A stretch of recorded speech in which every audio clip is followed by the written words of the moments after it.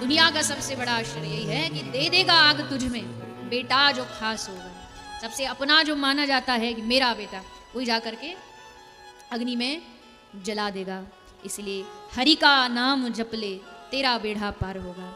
इस दुनिया में अगर अपने जीवन की सार्थकता करनी, बेड़ा पार करना है, तो फिर एक ही काम करना पड़ेगा कि भैया भगवान का नाम भजो, भगवान के नाम का कीर्तन करो, उनका नाम स्मरण करो। महापुरुषों ने कितना चेताया हमको, कितनी चेतावनी दी हमको कि भैया जीवन कितना कीमती है, इसको भगवान के नाम में लगाओ। इतना कीमती जीवन जिन देवताओं को प्राप्त नहीं होता वो हमें प्राप्त हुआ है, इसको ऐसे ही व्यर्थ में नहीं गवा। लेकिन हमारा सारा जीवन जो है वो दूसरों की बुराइयां देखने में ही निकल जाता है, दूसरों की निंदा करने में ही निकल जाता है, दूसरों की बुराइयां सुनने में आहा कितना रस आता है। कोई दुश्मन की बड़ाई कर रहा हो ना और वो मिस हो जाए हमसे, मतलब सुना नहीं हमें, तो दोबारा कहें अरे भैया क्या बोल रहे थे, दोबारा बताना। और भले कान एकदम शांत बैठे हो, लेकिन दुश्मन की बुराई हो रही हो ना, खड़े हो जाते हैं, अच्छा अब आई काम की बात। इतना मजा रबड़ी रसगुल्ला में नहीं आता जितना दूसरों की बुराई सुनने में आता है। मन खुश हो जाता, अच्छा उसकी बुराई हो रही है ठीक।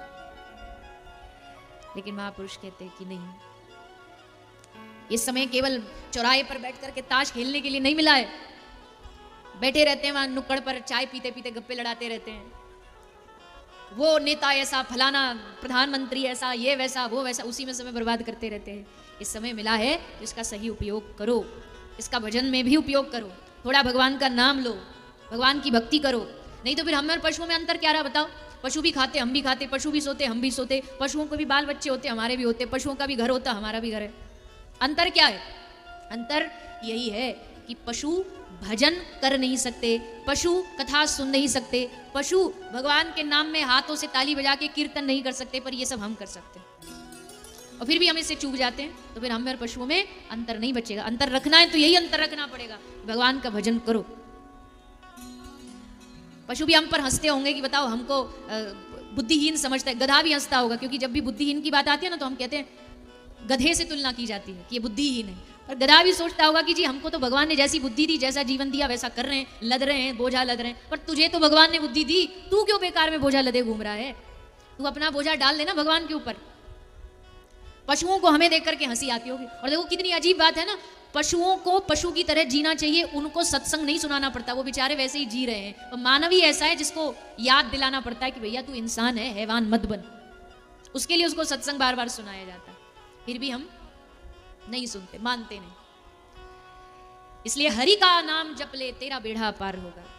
भगवान के नाम से ही बेड़ा पार होना, दूसरा कोई शॉर्टकट नहीं है। आजकल लोग शॉर्टकट में बड़ा इंटरेस्ट रखते हैं। महाराज कुछ ऐसा बता दो जो हमारे बरसों के बिगड़े बगड़ाए काम सब बन जाए, कोई ऐसा गंडा बांध दो, ताबीज बांध दो, ऐसा कोई मंत्र छिड़क दो हमारे ऊपर तो सब हो जाए। भैया ये सब धोखेबाजी है, कहीं ऐसी जगह फंसोगे तो धोखा ही खाओगे। कर्म अच्छे करते चलो, भगवान का नाम लेते चलो। दुनिया में ना किसी से ताबीज बनाने की जरूरत है, ना किसी से कोई भविष्य दिखवाने की जरूरत है, बस काम अच्छे करो, किसी का बुरा मत करो, भगवान का नाम लो। दुनिया में कोई आपका कुछ नहीं बिगाड़ सकता। और अच्छा काम करते नहीं, भजन करते नहीं, बस तुरंत सब चीज चाहिए, हर चीज इंस्टेंट में चाहिए, ऐसा नहीं होता। हर चीज का शॉर्टकट नहीं होता, शॉर्टकट में जाओगे धोखा खाओगे। माताओं बहनों में ज्यादा आदत होती है, बेचारी भोली भाली होती है, कोई आकर के इनको जरा बता दे मैया तुम्हारे घर में तो ऐसा है, तो तुरंत हो हाँ महाराज उपाय बताओ। और फिर उपाय के चक्कर में महाराज जो कहें सबरा सोना लुटा देती हैं, सबरा पैसा लुटा देती हैं।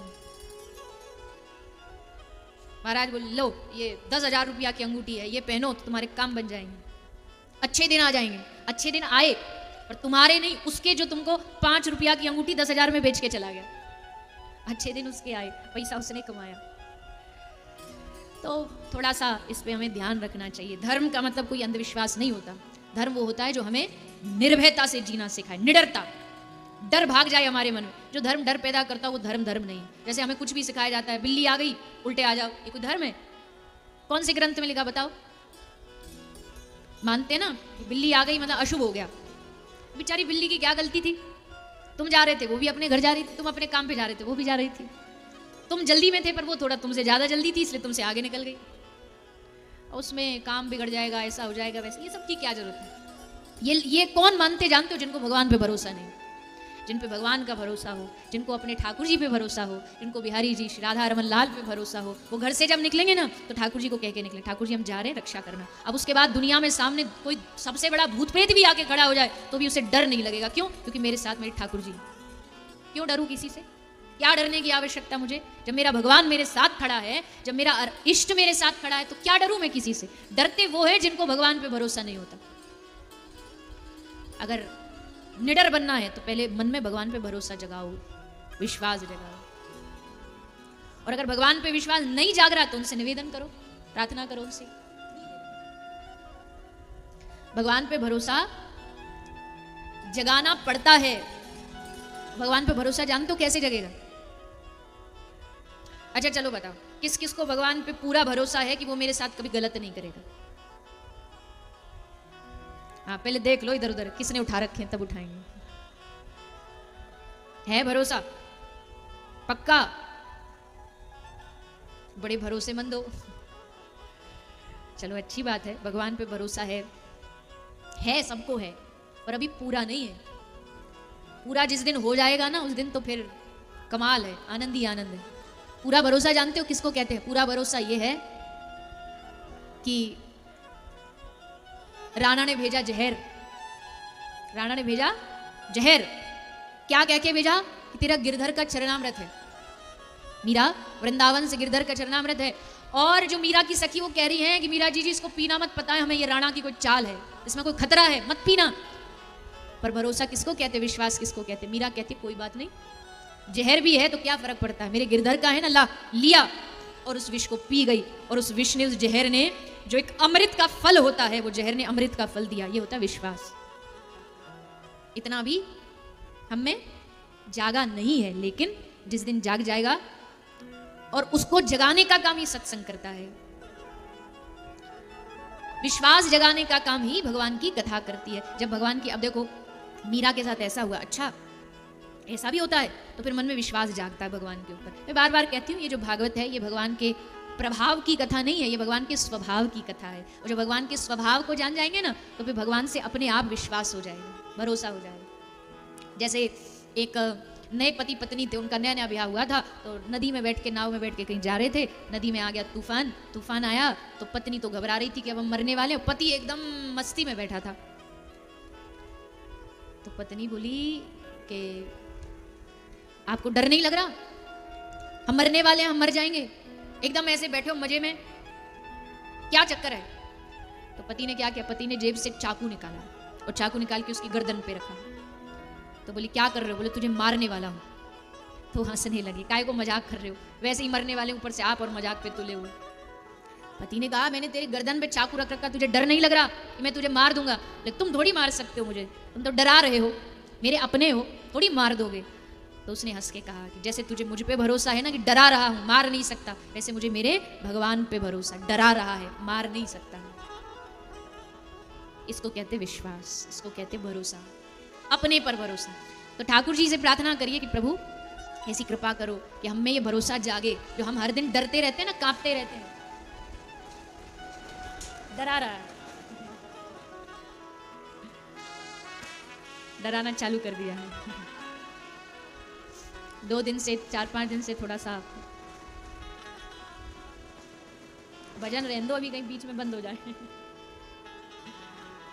श्री व्यास जी महाराज ने इस कथा की रचना की। इस कथा, व्यास जी के पास भी ये कथा कहाँ से आई? सामग्री होगी तब तो भोजन बनाओगे, तो वो सामग्री कहाँ से आई? इस सामग्री दी देवर्षि नारद जी ने। नारद जी को मिली ब्रह्मा जी से, ब्रह्मा जी को मिली भगवान विष्णु से। वहां से ये कथा गंगा आरंभ हुई और चलते चलते राजा परीक्षित तक पहुंची, और उसी कथा गंगा को हम सब सुनते हैं। तो सुखदेव जी का प्रागट्य, सुखदेव जी का जन्म कैसे हुआ और कैसे उनको एक कथा मिली, ये श्री सूत जी सुनाते हैं। जो सुखदेव जी महाराज का प्रागट्य अपनी माँ के गर्भ से होता है। 12 साल तक सुखदेव जी अपनी माँ के गर्भ से बाहर नहीं आए, इसलिए ये कहीं बाहर आकर के मुझे माया पकड़ ना ले, इसलिए छुपे बैठे रहे। और 12 वर्ष बाद जब भगवान ने आकाशवाणी करके आज्ञा दी कि हे शुक, तुमको बाहर निकलना पड़ेगा, मेरी माया तुमको स्पर्श भी नहीं कर सकती, तब श्री सुखदेव जी बाहर आए। और सुखदेव जी ने आकर के सब छोड़ करके जंगल की ओर भाग गए। मोह माया सबको त्याग करके चले गए। और जब वापस आए भी तो किसी मोह में वापस नहीं आए। जब व्यास जी के शिष्य जंगल में जाकर के भागवत जी के श्लोक गाते हैं और भगवान की लीला की महिमा गाते हैं कि कैसे दिखते हैं भगवान, क्या स्वभाव है भगवान का, उनके उस लीला को सुनने के लिए श्री सुखदेव जी वापस आए हैं।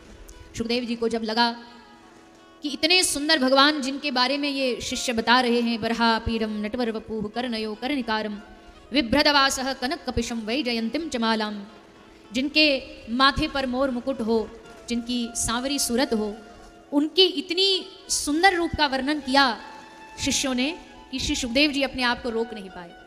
और सुखदेव जी दौड़े दौड़े उन शिष्यों के पास आकर के कहा कि भैया ये इतने सुंदर श्लोक तुमको कहाँ से मिले? तो कहा महाराज ये तो बस 2 श्लोक सुनाए हमने, ऐसे हमारे गुरुजी ने 18,000 श्लोकों की रचना की है। 18,000 इतने सुंदर सुंदर श्लोक हैं और एक से बढ़कर एक है। भागवत जी के जितने भी श्लोक हैं ना, जितने भी शब्द हैं, अक्षर है, वो किसी खजाने से कम नहीं है। इसलिए भारत को इसलिए भाग्यशाली माना जाता है कि भारत के पास सबसे बड़ी जो धरोहर हैं वो भारत के ग्रंथ हैं, पुराण हैं, शास्त्र हैं, ये वाणियाँ हैं, ये श्रुतियाँ हैं जिनमें हमारे जीवन का सार लिखा हुआ है। तो सुखदेव जी महाराज ने भगवान के स्वरूप का वर्णन सुना और फिर भगवान के स्वभाव का वर्णन सुना। अहो बकीयम स्तनकालकूटम जिघांसया पायदप्य साध्वी, कैसे भगवान? बोले इनका स्वभाव तो पूछो ही मत, बड़े दयालु हैं। जिस समय इनको पूतना मारने आई, जहर भर के लाई थी, मार डालूंगी, पर जब उसको मुक्ति देने की बारी आई तो भगवान ने अपनी माँ की जैसी गति पूतना को दी है।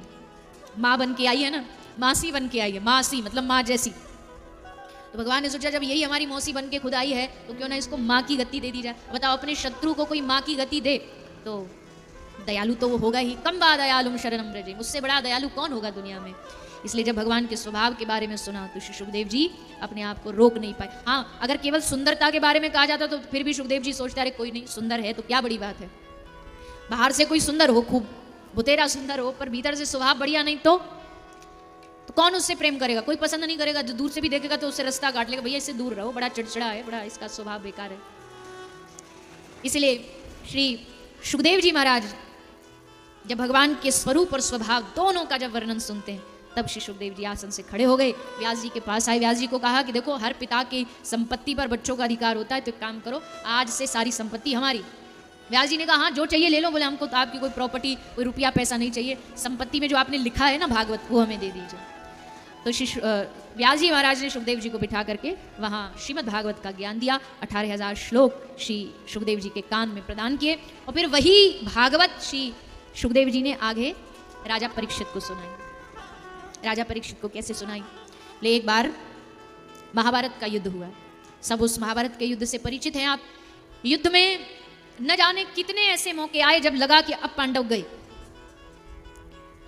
लाक्षागृह में आग लगवा दी गई, पांडवों का अज्ञातवास पूरा ना हो इसका दुर्योधन ने पूरा प्लान बना रखा था, दुर्वासा ऋषि का शाप लग जाए इसकी पूरी विधि बना रखी थी, द्रौपदी की लाज जाने वाली थी, उत्तरा के गर्भ का बालक मर गया था, लेकिन इन सब परिस्थितियों से अगर किसी ने बाहर निकाला तो वो एकमात्र भगवान थे। और हर कदम पर जहां पांडवों को आवश्यकता जरूरत पड़ी, कोई दिखा ना दिखा, पर श्री कृष्ण हमेशा तैयार खड़े हुए दिखाई दिए। और भगवान के हमेशा तैयार खड़े रहने का कारण क्या था? पांडवों का भगवान पर विश्वास, भरोसा। कहते हैं एक बार रात हो रही थी, आधी रात को भगवान अर्जुन के शिविर में गए और अर्जुन के शिविर में जाकर के अर्जुन के पांव दबा रहे। अर्जुन सो रहा, उससे नहीं पता, वो नींद में है, और सोते सोते भगवान उसके चरण दबा रहे। तभी द्रौपदी आई। द्रौपदी ने कहा अरे राम राम प्रभु क्या कर रहे हैं आप? अरे ना ना प्रभु, इस बेचारे को पाप मत चढ़ाओ, तो सो रहा है, इसको तो पता भी नहीं कौन पांव दबा रहा है, जगत पिता इसके चरण दबा रहा है, और क्यों दबा रहे हो आप इसके पांव? ये जीव है, आप ईश्वर है। तो कृष्ण ने कहा कि जानना चाहते हो क्यों दबा रहा हूं इसके पांव? बोले बताइए। द्रौपदी का हाथ पकड़ा भगवान ने और हाथ पकड़ के द्रौपदी को अर्जुन के मुख की तरफ, जहां मुंह था वहां लेकर के, और कान लगा। द्रौपदी ने अर्जुन के मुख में कान लगाया, और कान लगाया तो देखा कि सोता हुआ नींद में भी अर्जुन कह रहा है कृष्ण कृष्ण कृष्ण। कृष्ण कृष्ण नाम उच्चारण कर रहा है। भगवान ने द्रौपदी को कहा, द्रौपदी जो नींद में भी मेरा नाम न भूलता हो, मुझे न भूलता हो, उसके अगर मैं चरण दबा दूं तो कौन सा बड़ा एहसान कर दिया। जो मुझे याद करता है मैं उसे याद करता हूं, जो मेरी सेवा करता है मैं उसकी सेवा करता हूं। भगवान अपने भक्त जनों के लिए कुछ भी करने को तैयार। दुनिया का कोई मालिक ऐसा नहीं होगा जो अपने नौकर के पांव दबाता हो कि भैया तू थक गया होगा, आजा तेरे पांव दबा दूं, तेरे चरण दबा दूं। लेकिन एकमात्र दुनिया का ठाकुर जी एक ऐसे मालिक हैं जो अपने शरणागत के पांव भी दबा देते हैं, उनका रथ भी हाँक देते हैं, उनके आगे पीछे उनकी चाकरी भी कर लेते हैं। ऐसे दयानिधि कृपानिधि भक्त वत्सल भगवान ही है। तो श्री ठाकुर जी ने पांडवों की रक्षा की। फिर एक वो समय आया जब अश्वत्थामा ब्रह्मास्त्र छोड़ता है उत्तरा के घर में, अपने अपमान से जल बैठा और सोचा कि अब पांडवों का नाश करके रहूंगा। तो उत्तरा के घर में जो बालक था उस पर ब्रह्मास्त्र का प्रहार किया। तो उत्तरा भागी भागी दौड़ी दौड़ी आई श्री कृष्ण की शरण में। पाहि पाहि महायोगिन देव देव जगतपते नान्यम त्वद्भयम पश्ये यत्र मृत्यु परस्परम। हे गोविंद, हे दीनानाथ, मेरी रक्षा करो। भगवान ने उत्तरा के घर में जाकर के उत्तरा का जो बालक था, जो इस कथा के श्रोता हैं, परीक्षित महाराजा, जो घर में मर चुके थे, मृत्यु हो गई थी, लेकिन भगवान ने घर में जाकर के उनको पुनः जीवित करके उनको नया जीवन दिया। जाको राखे साइया मार सके ना, मरे हुए को भगवान ने जाकर के जीवित कर दिया। और भगवान कभी घर में जाते नहीं है। अगर देवकी के यहाँ भी अवतार लिया तो भगवान ने कोई घर में 9 महीना रह करके फिर अवतार लिया, ऐसा नहीं है। भगवान तो परम शक्तिमान है, अवतार ले लेते, उनको इस मलमूत्र से भरे घर में जाने की आवश्यकता नहीं। पर अपने भक्त की रक्षा के लिए भगवान इस घर में भी गए और जाकर के राजा परीक्षित को जीवित करके उनको पुनः जीवन दान दिया। राजा परीक्षित ने देखा, जब घर में थे तभी भगवान का दर्शन हो गया था। और कैसा देखा बोले, अंगूठे के बराबर एक आदमी था, परम पुरुष, दिव्य पुरुष। उसका दर्शन करके महाराज परीक्षित का जीवन कृतार्थ हो गया। और जन्म लेने के बाद भी पूरा जीवन परीक्षित जी बस उसी चेहरे को देखते रहे, कौन था वो जो गर्भ में आया था। तो कृपा तो परीक्षित पर पहले से ही थी, भागवत जी मिली तो और कृपा हो गई। तो भगवान ने राजा परीक्षित की गर्भ में रक्षा करके उन पर कृपा की है। फिर भगवान ने बुआ कुंती पर कृपा की, द्रौपदी पर कृपा की, उत्तरा पर कृपा की, और फिर गए पितामह पर कृपा करने, पितामह भीष्म। पितामह भीष्म को इच्छा मृत्यु का वरदान था। पितामह भीष्म को भगवान ने बड़े संशय में भी डाल दिया था, इसलिए पितामह भीष्म ने सोच लिया कि अब इस जीवन को समर्पित कर देना है। पर भगवान से कहा, प्रभु हमारा निवेदन है कि जब हमारा अंतिम समय आए तो आप हमें दर्शन देने के लिए जरूर अवश्य आना। भगवान ने उनकी प्रार्थना को स्वीकार कर लिया। भगवान प्रार्थना स्वीकार करके आते, कैसे आते हैं बोले, सब पांडवों को लेकर के आए, महाराज युधिष्ठिर, अर्जुन, नकुल, सहदेव सब आए। सबने पितामह का दर्शन किया। अंतिम समय चल रहा था पितामह का, और उस समय पितामह का दर्शन करते हैं भगवान, दर्शन देने आते हैं। पितामह बड़े प्रसन्न हुए, भगवान ने हमारी प्रार्थना स्वीकार कर ली। मृत्यु के समय जब आदमी मरता है तो कोई कहता हमको यमराज दिख रहा है, कोई कहता हमको काल दिख रहा है, कोई कहता हमको भूत प्रेत नाचते दिख रहे हैं, पर धन्य है उसकी मृत्यु जो मरे तो सामने उसको बंशी बजाते हुए श्री ठाकुर जी का दर्शन हो, भगवान मुस्कुराते हुए दिखे। तो कृपा की भगवान ने, आज जैसे आए भगवान समझ गए पितामह की अब हमारा अंतिम समय है, अब हमारी विदाई का समय है। प्रभु आपने बड़ी कृपा की, आप हमें दर्शन देने आए। पर जाते जाते देखो, जाने से पहले हर माँ बाप की इच्छा होती है बेटा बेटी का ब्याह कर जाएं, उनको घर में उनका परिवार सब निश्चित कर जाएं। तो हम भी चाहते जाने से पहले हम अपनी बेटी का ब्याह कर जाएं। कौन बेटी, किस बेटी से कौन दामाद ढूंढेंगे, कहाँ कहाँ ढूंढेंगे, इससे अच्छा सबसे बड़े, सबसे अच्छे, सबसे सुंदर, सबसे अच्छा स्वभाव वाला साक्षात भगवान हमारे सामने खड़ा है, तो आप हमारी बेटी से ब्याह कर लो। भगवान बड़ी जोर से हंसे, अरे पितामह आप बाल ब्रह्मचारी, आपकी बेटी? कौन सी बेटी, कहाँ की बेटी, कौन सी बेटी है आपकी? पितामह ने तब कहा, इति मति रूप कल्पिता वितृष्णा भगवती शाश्वत पुंगवे विभुम्नि। प्रभु मेरी मति, मेरी बुद्धि ही मेरी बेटी है, मेरी मति ही मेरी पुत्री है। और प्रभु इस मति का अभी तक मैंने कहीं ब्याह नहीं किया, इस मति को किसी के साथ जोड़ा नहीं, इस बुद्धि को अभी तक मैंने कुंवारी रखा। पितामह भीष्म जैसा महापुरुष ही कह सकता है कि मेरी बुद्धि अभी तक कुंवारी है। हमारी बुद्धि का ब्याह तो कब का हो चुका है, पैसा से, परिवार से, इससे उससे, सबसे कब की ये बुद्धि जाकर के मिल चुकी है। कोई बिरला होगा जिसकी बुद्धि अभी तक कुंवारी है। और जो ऐसी शुद्ध बुद्धि वाला होता है उसका वरण खुद भगवान करते हैं। पितामह ने कहा हमारी बेटी से ब्याह कर लो। भगवान ने कहा अपनी बेटी से पूछ तो लो उसको हम पसंद भी है कि नहीं है, ऐसी थोड़ी किसी भी खूंटा से गैया बांध दी जाएगी, मर्जी भी तो होनी चाहिए। पितामह ने कहा देखो एक लड़की को क्या चाहिए कि उसका वर स्वरूप में सुंदर हो, तो आपसे बड़ा त्रिभुवन कमलम तमाल वर्णम, आपसे अद्भुत स्वरूप भला दुनिया में किसी का हो सकता है? ठाकुर जी बोले हम काहे के सुंदर काले कलूटे से हैं। हमारी मैया कहती थी पतोना या कलुआ को कोई अपनी छोरी देगो कि नहीं देगो, तो पितामह कहते हैं कि कमाल करते हो प्रभु। हमारे ब्रज में एक भजन गाते हैं, उसमें कहते हैं यदि क्या शब्द है, ऐ शाम तेरी बंशी पागल कर जाती है, मुस्कान तेरी मीठी घायल कर जाती है, यदि गोरे होते तो क्या करते योगेश्वर, जब काले रंग पर ही दुनिया मर जाती है। आपके जैसा भला दुनिया में किसी का स्वरूप हो सकता है? किसी का नहीं। ऐसा सुंदर स्वरूप है आपका जो देखे वह देखता रह जाए। एक बार ठाकुर जी से नजर जिसकी मिल जाए ना तो हिला नहीं सकता नजरों को। अगर सचमुच भगवान को देखा होगा, अगर देखा ही नहीं होगा तो फिर उसे पता ही नहीं भगवान कैसे दिखते हैं। मंदिर गए, आंख बंद करके खड़े हो गए, मांग लिया जो मांगना था, आ गए घर। क्या मिला मंदिर जा करके जब तक भगवान को देखा ही नहीं तुमने, जब तक भगवान को निहारा ही नहीं। भगवान को देखना, उनका स्वरूप को देखना चाहिए। और जब भगवान के स्वरूप को देखने लग जाएंगे तो फिर तब समझ आएगा कि हाँ क्या रूप है ठाकुर जी का।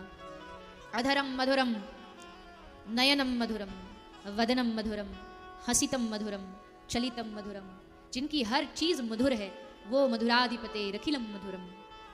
गोपी श्री ठाकुर जी को देखती तो बस देखती रह जाती। और ठाकुर जी वैसे भी रोज बन ठन के जानबूझ के गली में निकलते ही इसलिए थे, गोपी हमको देखे और वह देख करके वह हमको ही देखती रह जाए, बस फिर इसको दुनियादारी अच्छी ना लगे, बस हमें ही इसका मन लग जाए। उसके मन को चुराने के लिए ठाकुर जी निकलते थे और दूसरा कोई काम नहीं था उनका। भगवान चाहते हैं कि हमारा जो बुद्धि, हमारी मति जो लगी है ना संसार में, वो निकल करके मेरी ओर लग जाए। और गोपियाँ कहती हैं, क्या कहती है, आओ एक ब्रज का भजन गाते हैं। पर ब्रज के भजन में ना तभी आनंद आएगा जब थोड़ा बहुत आप क्या करोगे। अच्छा पहले तो ये बताओ, ये सुपेला की मैयाओं को नाचना आता कि नहीं आता? ब्याह शादियों में तो खूब मटकती नाचती होंगी, शादी ब्याह में तो गीत सब गाते हैं मैया ढोलक बजा लेकर के, तब तो खूब नाचती हैं। और कथा में आती है तो ऐसे घूंघटा करके बैठ जाएंगी कि अब तो बस। हाँ घूंघट तो ठीक है, पर ऐसा नहीं हो घूंघट में पता चले समाधि में हो। घूंघट का सबसे बड़ा यही फायदा, भाई कोई सोए ना पुरुष तो दिख जाता है कि सो रहा है, और मैया घूंघट करके सो जाए 3 घंटा पता ही नहीं लगेगा सो रही है कि सुन रही है। तो मैया शर्म नहीं करो। वैसे तो मैं कोई इतना ज्यादा भजन गाती नहीं कि बहुत नाचना पड़े, एक आध गाती हूँ तो उसमें तो कम से कम लाज रख लिया करो। तान सुन बांसुरी के सुध बुध में खो गई, भूल गई लोक लाज। ठाकुर जी के स्वरूप को देख करके अगर लोक लाज की याद रहे ना तो इसका मतलब अभी देखा नहीं। ऐसे त्रिभुवन में सबके मन को विमोहित करने वाले भगवान। तो पितामह कहते हैं मुझ जैसे ब्रह्मचारी का मन जिसने चुरा लिया हो तो प्रभु उससे सुंदर कौन हो सकता है इस त्रिभुवन में। इसलिए स्वरूप से आप सुंदर। एक कन्या को क्या चाहिए वर में? स्वरूप से अच्छा हो, फिर स्वभाव से अच्छा हो। स्वरूप से ही अच्छे से भी तो काम नहीं चलती, अगर स्वभाव बढ़िया ना हो तो स्वरूप का क्या करे, स्वभाव भी अच्छा होना चाहिए। तो हे प्रभु, ये जो युद्ध हुआ ना महाभारत का, इस युद्ध में मैंने युद्ध नहीं लड़ा, मैं तो बस इस पूरे युद्ध में आपके स्वभाव को देख रहा था, कैसा स्वभाव है आपका। क्योंकि अपनी बेटी बिहानी थी ना आपको, अपनी बुद्धि देनी थी मुझे आपको, इसीलिए इस पूरे युद्ध में मैंने आपका स्वभाव देखा। भगवान ने पूछा तो फिर क्या रिजल्ट क्या मिला, कैसा हमारा स्वभाव लगा? तो पितामह भीष्म कहते हे नाथ, दुनिया में आपके जैसा स्वभाव किसका हो सकता है। अपने भक्त की प्रतिज्ञा रखने के लिए आपने अपनी प्रतिज्ञा तोड़ दी। पितामह भीष्म ने प्रतिज्ञा की अस्त्र उठवा के रहूंगा, इनकी प्रतिज्ञा थी अस्त्र नहीं उठाऊंगा, लेकिन पितामह की प्रतिज्ञा रखने के लिए इन्होंने अपनी तोड़ दी और रथ का पहिया लेके पितामह को मारने दौड़े। तो हे प्रभु, आपका स्वभाव तो अद्भुत है। और क्या चाहिए? अच्छा खानदान हो, प्रतिष्ठा हो। तो प्रभु, आपसे बड़ी प्रतिष्ठा दुनिया में किसकी हो सकती? ब्रह्मा जी जैसे आपके लाइन में लगे रहते हैं हाथ जोड़े, हे प्रभु कृपा करो तो प्रतिष्ठा में भी आप नंबर 1 हो।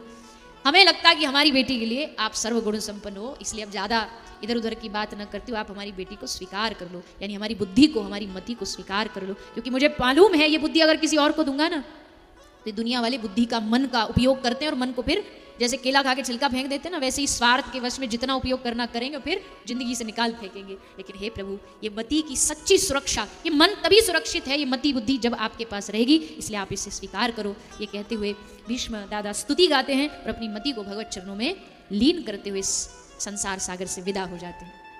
तो इस प्रकार पितामह भीष्म की विदाई हुई। फिर भगवान द्वारिका आ गए। अर्जुन छोड़ने आया था भगवान को द्वारिका, और अर्जुन ये सोच के आया था कि छोड़ करके भगवान को तुरंत वापस आ जाऊंगा, लेकिन यहाँ महीनों बीत गए, वापस नहीं आए। महाराज युधिष्ठिर को कुछ कुछ अपशगुन दिखने लगे। देखा लोगों की सत्य में रुचि नहीं रही।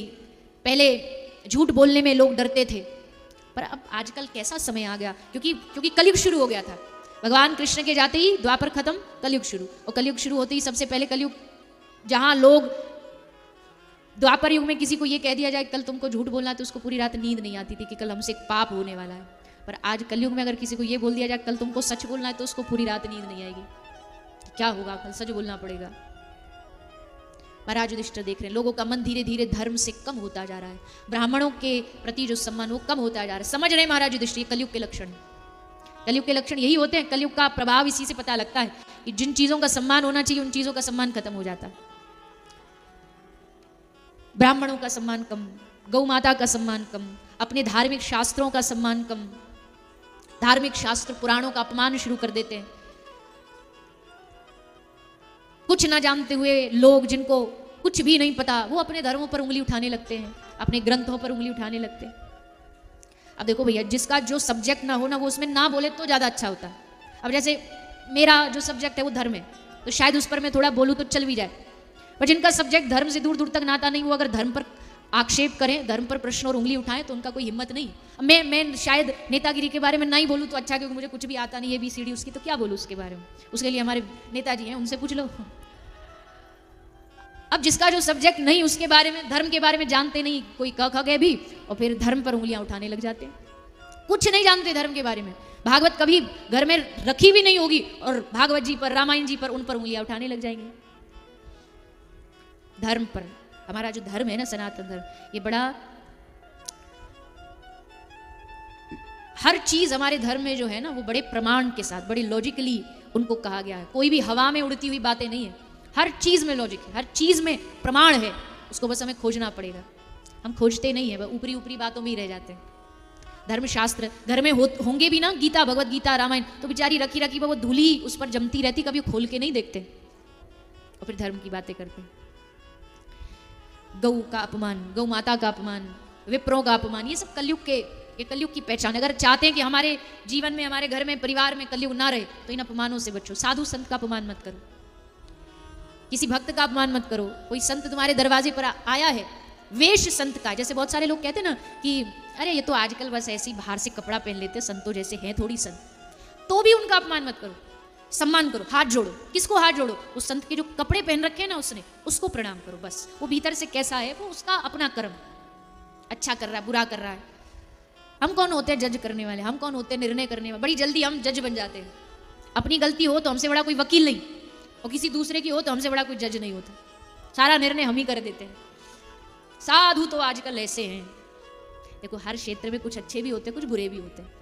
अब एक बुरे होने से थोड़ी आप पूरे सारे समाज को बोलने लग जाओगे।